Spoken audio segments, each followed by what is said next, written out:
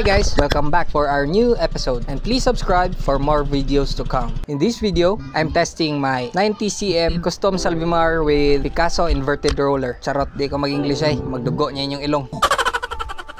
Sa dito na dive, tinest ko muna tong inverted roller ni AJ Spearfishing Diaries. Binigay niya sa akin at kinustom ko. At ang mga kasama ko dito ay si Lyle Bandahon at si Joel Monilar. Shoutout mga bro! Nag-set up muna ako ng buoy kasi baka mapunta tayo sa malayo, makita tayo sa ating mga kasamahan. At depensa na rin sa mga running na mga boats. Pagbago ko pang ginagamit yung mga pana, binabaklas ko lahat ng lines para iwas failure na rin in case of emergency. At ito yung gamit ni AJ sa itong episode na to, nung di ko pa na-custom na yung panang to. Pero sa ngayon, trial and error pa rin kasi may tinatanggal ako at may ina-add sa setup. Pangit pa yung mga pulis nito kasi sa Shopee ko lang binili, pero okay lang kasi tumitira pa rin. At ito ang isa sa mga sikat na pana dito sa Pilipinas kasi ginamit to sa battle ni Tueng at Range sa flip top. At di ko pala nasahan na nahulog pala yung lock ng pin dito sa pulis. Kaya nagawa na lang ako ng paraan. Nagkuha ko ng nylon at ikinabit sa may lock niya. Ito yung first dive ko. Tira muna tayo kahit ano para malaman natin kung ano yung range na kaya niyang abutin at tingnan natin yung power niya.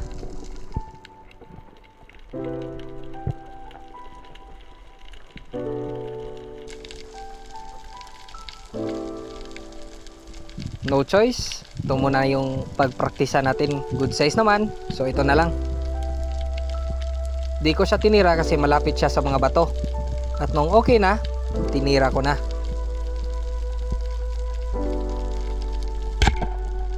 Grabe ang smooth ng tira niya. Di ko lang in-overpower kasi maliit lang yung shaft na ginamit natin. Second try at same pa rin yung target natin kasi wala talagang ibang isda na pwede nating pagpraktisan.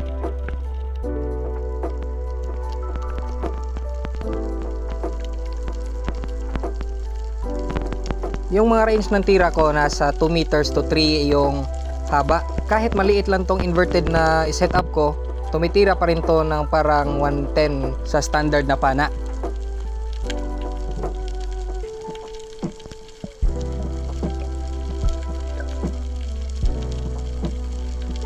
At grabe yung linaw ng dagat ngayon, kahit travel ng shaft mo, kitang kita.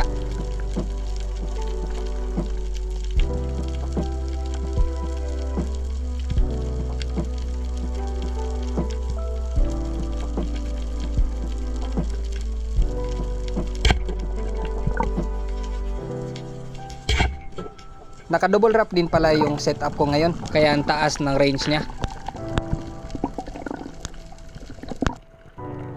Sa dito na part, napasukan pala yung barrel ko ng tubig kasi nakalimutan kong maglagay ng silicone sa mga screws. At nung nag-ambush ako, nag-ambush din pala tong barakuda sa may gilid ng bato. Di pa ako kampante sa range kaya nilapitan ko. Basta ako orang gidool good. Medyo mabigat na din yung pana kaya ang hirap ko nang mag-maneuver sa ilalim. At nung malapit na siya na pwede nating tirahin, lumayo.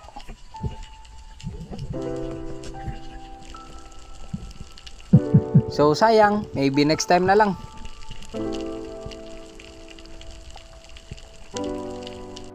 Bumalik na lang ako sa bangka at nag-change ng pana. Ito yung pana ni Lyle, 120 na naka-cuttlefish na may Hermes na handle. Check sa reel, baka medyo masikip.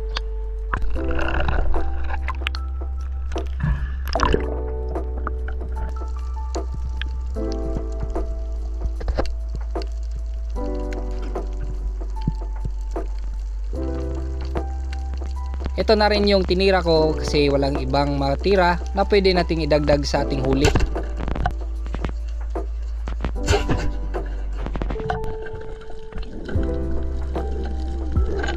At kinabukasan yan, umuwi na kami, nag-change spot ako. At yung gamit ko pala ngayon is yung 70cm na Ixiom ko or my harvest gun. Ko inasahan na ang ganda pala ng current ngayon. Mga bait fish nasa malalim at wrong choice of weapon ako ngayon. At di na bale, pana pa rin tayo. Nandito na tayo eh.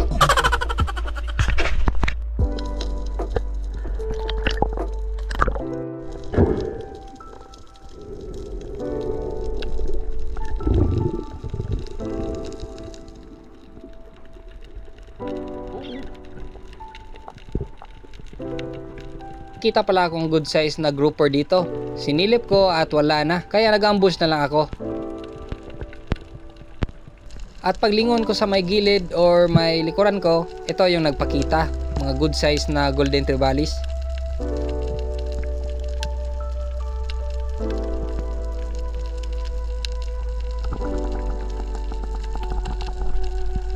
Di bali na lang, hanap na lang tayo ng iba. At pagbalik ko sa may harapan ko, andito pala yung isa. Finish call ko at bumalik. Napaka-accurate ng panang to, kaya isa to sa mga paborito kong pana. Yan pala yung mga hinahunt ng mga trevalis, maliliit na mga kihok.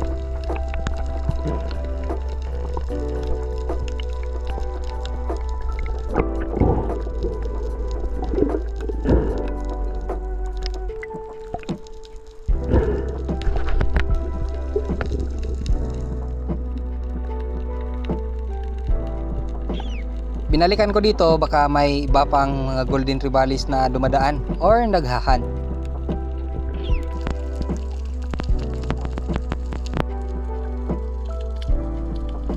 Pag ganyan ang galaw ng mga isda, klaro talaga na may naghunt sa kanila sa malalim. At walang reel o buoy itong pana ko, kaya di ko na lang pinuntahan.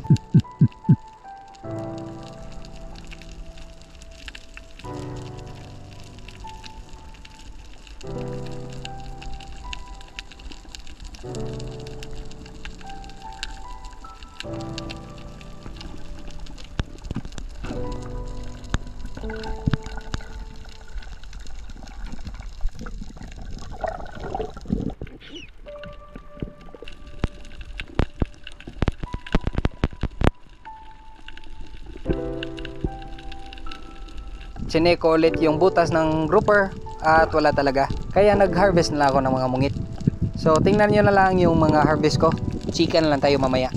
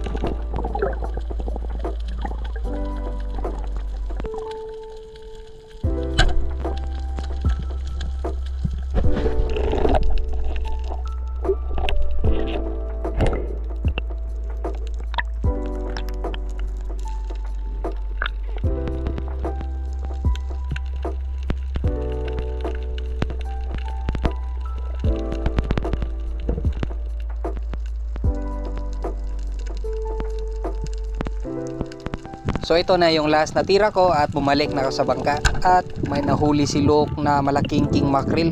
Pero okay lang din naman kasi may huli din tayo. Di malaki pero sakto sa pang-ulam.